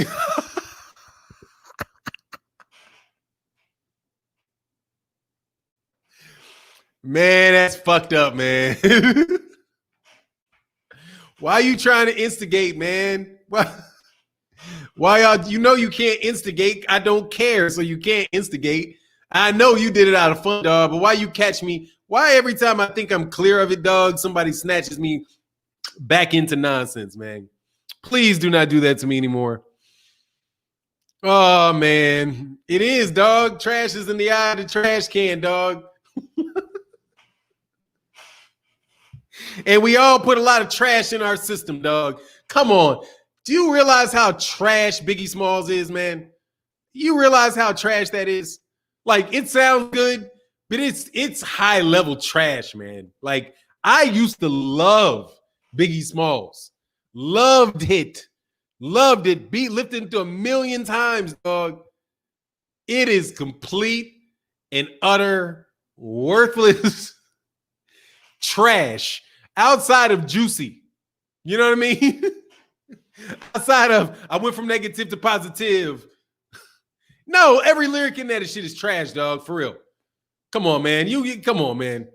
I love Biggie Smalls, dog, but it was a bunch of gun shooting and drugs, dog. Guns, girls, drugs, robbing people. Come on, man. It's great music, but come on, man. Come on, man. The lyrics are incredible. Oh, let me differentiate, okay? I hate that I'm doing this today. I'm trying to stay boxing, but let me differentiate. Lyrically, niggas scared to see me, okay, with Biggie. Lyrically, they were scared to see him. For sure. For sure. All right? Lyrically, killing it. Substantively, give me the loot. Give me the loot. I've been robbing motherfuckers since the slave ship with the same clip and the same 4.5. What, 4-point blank motherfucker show to die? No. Nah. It sounded great when I heard it. I used to say it 1,000,000 times. All the time. Yeah, but dog, it was filth, flarn, filth. It was filth, flarn, filth. You know, like who used to say that? Filth, it's filth, flarn, filth. Yeah, Tupac was a little more so, dog, but come on, man. Just come on, man. You have to admit that the rap genre has disappeared.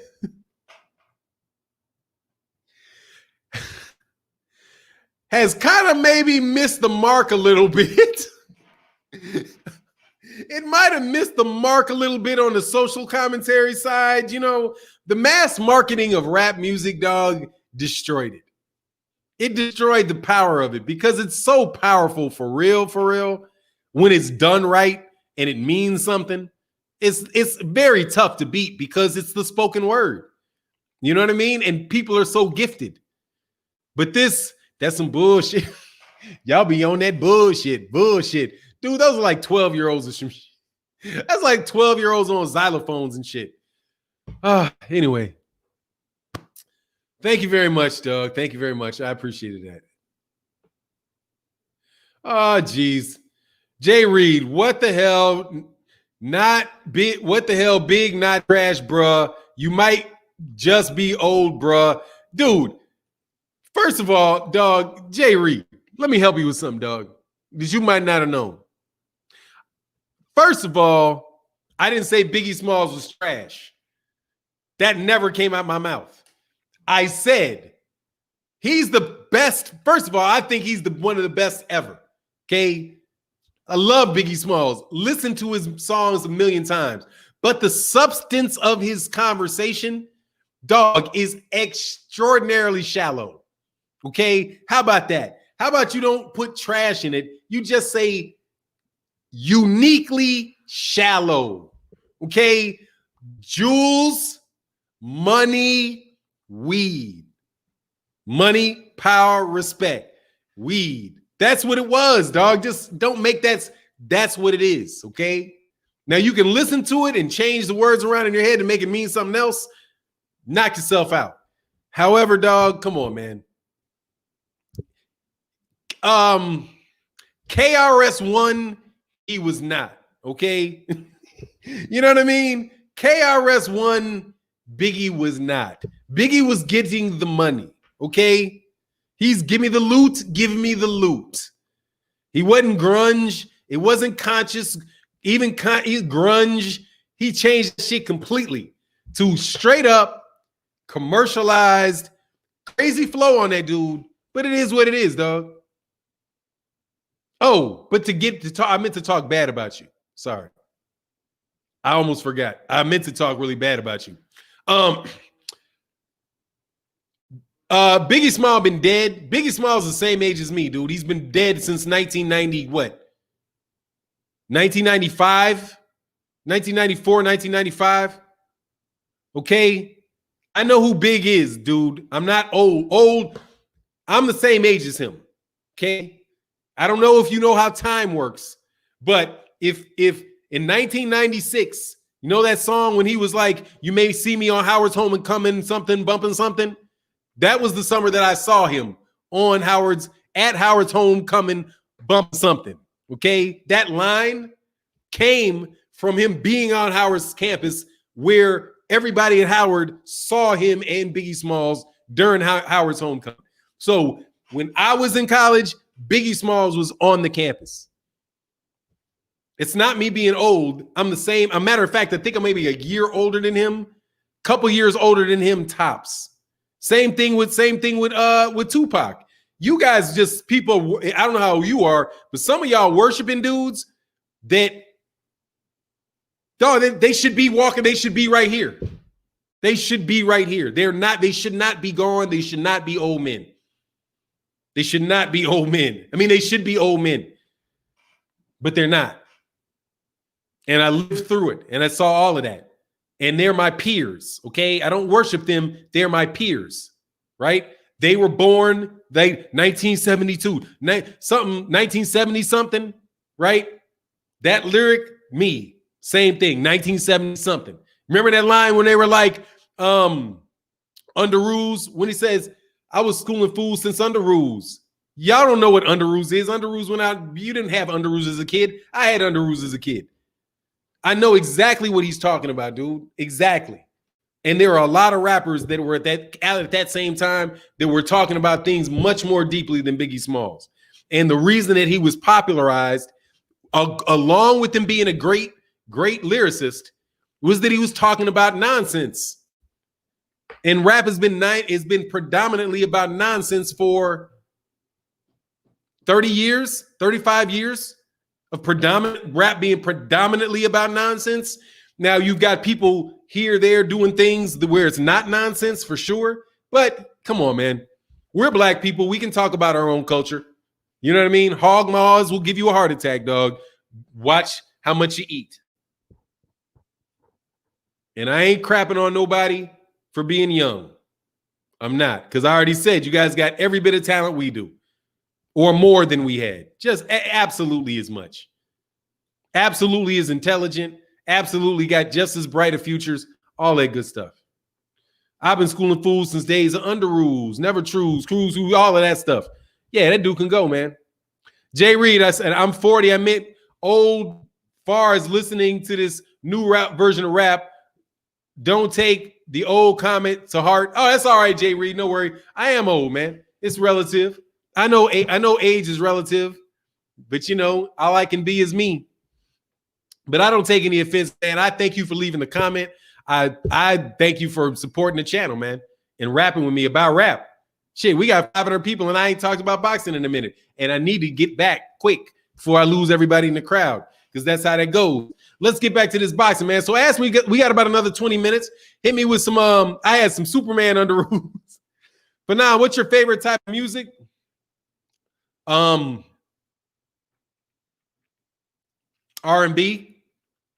80s, 70s and 80s R&B.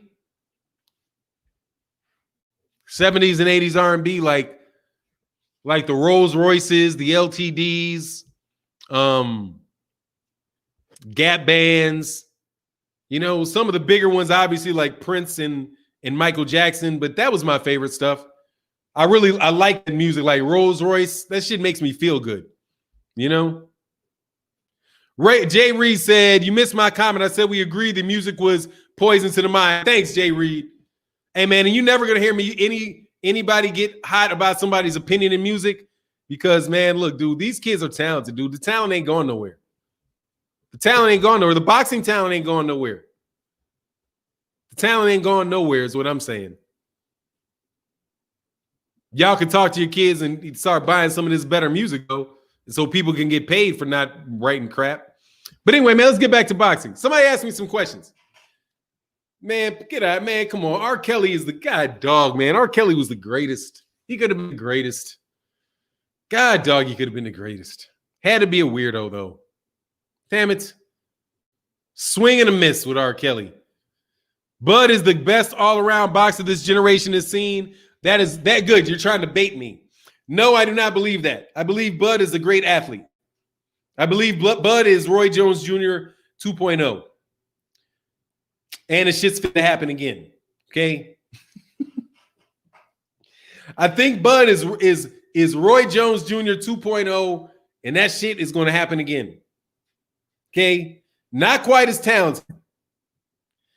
Hey, Fannon, what is your favorite boxing era in boxing and why? Right now is my favorite era in boxing. Right now. Because I get to see, touch, know about the fighters. Love this era in boxing. Love it. Love it. Because the media aspect of it is so much better with YouTube. It is way, way better. Now, as far as the fights happening and all that stuff, I can only talk about the generations that I was watching. In the 90s, you know, I lived the entire 90s. The 90s was great. All the stuff with like Trinidad and Oscar De La Hoya and Shane Mosley, all that was really, really, really good, man. Really good. But I like now, man. I like now because I've seen all of these guys develop. You know, as an older boxing fan, Fannon, did you have Faza's shoe store? That sounds right, but you might be spelling it wrong. That sounds very, very familiar. That sounds familiar. But maybe it's spelled different.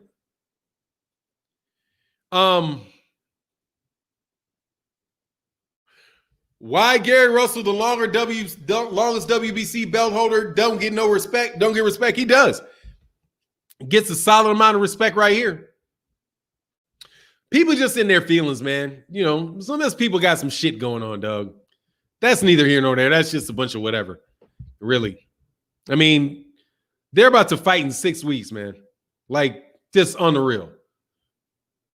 Just so you know, like, not even talking about this shit. No hard feelings for people talking dumb shit. But at this point in time, dog, all that nonsense is for views. It's just for views. Anybody says anything bad about Gary Russell Jr. right now, that shit's for views, man. Because it's a dead topic. Dead topic. He's not coming back, and they ain't not fighting. You know what I'm saying? That shit ain't turning into no fight. Jerome King said he was backed by me. Nah, man, that's not the reason why, man. And I wasn't backed by, he wasn't even backed by me. That's how somebody else characterized that shit. I wasn't backing him. I was just calling shit as I saw it. That's not backing anybody. I'm backing myself. You know what I'm saying? I'm backing myself. I was just telling it like it is. I wasn't backing Gary Russell Jr.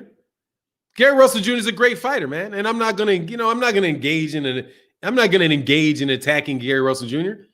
Just no more than I'm gonna be engaged in attacking Devin Haney. Yeah, I might criticize Devin Haney. I'll criticize Gary Russell Jr.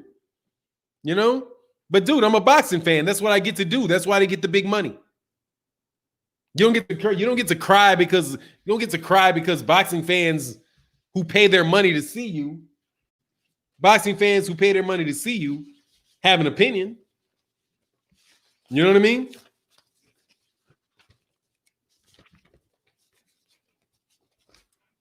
Sorry, man. That shit I didn't clean up appropriately before I did it. Rico Howard said, "You call it like you see it. I vouch for that. You the truth." Thanks, man. I'm calling it like I see it. I was in nobody's camp. That's just somebody trying to tag me. But I told you guys before, that's just ad hominem. All that shit is ad hominem, attacking me. You know one person that didn't duck anybody? For sure. Somebody that didn't duck anybody? Me. I didn't duck anything. So what people getting hot about, we had my take on things for. You just value my opinion, and I take that as a compliment. Thank you for valuing my opinion. Junior the Truth said, "This is my favorite era in boxing because I can afford to go to the fight." Amen to that. Absolutely. And right now, dog, I'm liking this might be on the boxers, but dude, I don't mind coronavirus boxing. Coronavirus boxing has been very, very, very good to me. Very, very good to me. Corona boxing.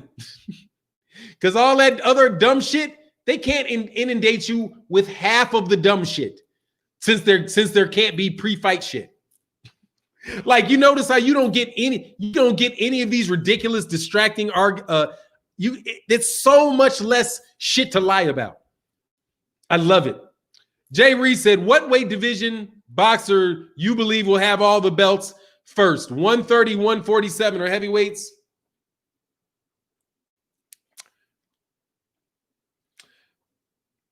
$130, not 130. You mean 135? 130, never.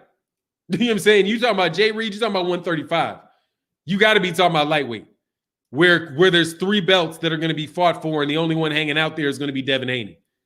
So really, it depends on whose opinion it is or how you define belts. Because I promise you, in October, whoever wins that fight, ESPN is going to say is undisputed. You can get ready for that. The fight for Vasily Lomachenko and Teofimo Lopez is going to be called undisputed because Lomachenko is the franchise champion. So that 135 is the one. As far as 147, I think that there's a chance at that. Heavyweights, I don't believe it. There are too many crooks at 147. I mean, at heavyweight. Like, there's some crookery going on. I know there's some crookery and foolishness going on at 135 and 140 and 147, but nothing compared to heavyweight and that international amount of stupidity that they call the heavyweight division right now. It is like the UK trying to kidnap shit, and you know what I'm saying, and fake it till they make it. All Angles Matter said, if Jamel wins, what do you think he should do next? Maybe Teixeira, definitely. Much love in that super chat, man. Boop, boop, boop, boop, boop. Hold on. Where'd it go? Most definitely Teixeira. Nothing else but Teixeira. Nobody else but Teixeira. They should get that on right away. Tell Al to get some checks, get ready to buy that belt. Buy that belt from Teixeira. Immediately buy that belt from the WBO. Raise some money. Buy the belt. Because he's going to be buying the belt. Because he's going to beat the piss out of Teixeira. So just go straight to Teixeira. No, because then fight Lara. Because then if he fights Lara, then he's undisputed. And then these dudes, see, there's a chance. There's a chance at 154 for them to hold on to undisputed. There's a chance. If he fights Teixeira, then he could fight J-Rock and Jarrett Hurd. All those guys fight each other. So they could have all of those belts at the PBC, and they all could fight each other for them. There'd be no need to split them up. Then you could have other really good pay-per-views. Dog, that's why I rock with Steven Espinoza, man. Oh, of course. Of course I do too, Junior the Truth. Because of that is because of the shadiness of the year 2020. Lord have mercy, 2020 has been the shadiest year in a long, long time, dog. Long, long time. And I should talk shit. Am I ready to talk shit? I shouldn't talk shit. But I should talk shit. But I won't talk shit. Nah, yeah, I held up off talking shit. That's what's up. Don't talk shit. Man, I got a talk shit button sometimes. I got to make sure I don't touch it. Because sometimes it'll just go off for no good reason. Cause me all kind of problems and woes. Matthew Valentine in Super Chat said, Teixeira won't have the belt. PBC's Castano will beat him next, and PBC will have all the belts. That works too. Much love in that Super Chat. Shit, that works too. Without a doubt, dog, that works too. Any way it happens, dog, I don't care. If it's Castano's, probably a better fight. Castano will definitely beat him. But see, I would rather just cut to the chase. Let Castano fight Jermell. You know what I mean? Let Castano fight Jermell. No worries. That'll be a good fight. Brian Castano is a very underrated fighter. Excellent fighter, man. You know what, man? Thank you guys for letting this channel grow like it's grown. We got almost 400 likes, man. If you could get to 400 likes, that would be great. Make sure y'all know that KQKC is on. No, make sure I said it. Brian has said, "Talk your shit for nah. It ain't time to talk shit, dog. It ain't really time to talk shit." But just let you know, though, we ain't too far away from me talking some shit. To you bums. Y'all know y'all some bums, right? Y'all know y'all some bums, right?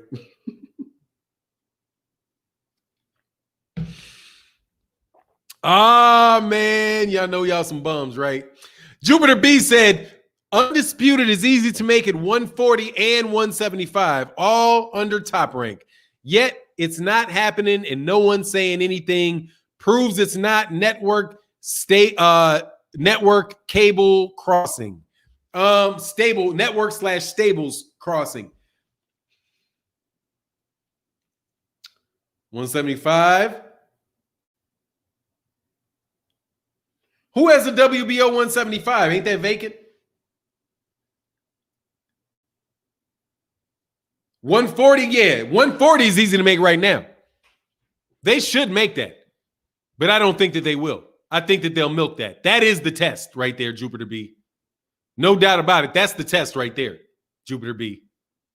Much love in that super chat. That there is the point right there. Jerome King said, no, Fannon, I know you call it like you see it. That comment was a typo. I was actually talking about why Biggie was so big. Oh, okay, thanks, man. You know, I get called old a lot, so I gotta watch out for myself, man. Sometimes I be snapping too much on people that didn't mean any ill will, but sometimes I snap out of practice. Look, we had basically 500 people in the chat on a Friday the whole time. I hope you guys enjoyed the chat. We got likes. Let me see how many likes. Likes come from enjoyment. So we got 377 people that said they enjoyed. We got 9 people that said they did not enjoy, which means that they enjoyed. They're just lying and haters, probably. You know what I mean? The more champions you have, the better. Yeah, that's how it works in the mind of those promoters, because you're not having one guy hold you over. You know, you're not relying on just one guy, right? So having more than one champion keeps the promoter in control too, having those belts split up like that. It's all kind of benefits to the skullduggery that is called boxing these days. I won't say it again. Smash the like button. It's free. Definitely, man. Definitely, because a whole bunch of cats supported the channel in the super chats. They paying your bills. Damn. At least hit the like for the people that gave the super chats and the people in the channel members. Dang, man. Like, the people in the super chats are paying for the chat. The people in the members are paying for the whole fucking channel. And yo, thumbs up, just acknowledge you here, dog. That is not but I don't want to yell at you every 5 seconds about it. You know, I ain't gonna yell at you every 5 seconds about it, but it is what it is, man. Let your presence be known. You know what I mean? But look, man, I'm gonna roll up out of here. Make sure you go check out KQKC coming up next. Make sure you check out the rest of the great live streams coming up later on. And with that, I'm about to bounce up out of here and enjoy the rest of my day. Peace. You enjoy the rest of your days as well. We will see you tomorrow, because you know we doing this Charlo fight tomorrow. I don't care what nobody else got to say. We doing this Charlo pay-per-view tomorrow. This is a special event. And with that, we out. Peace.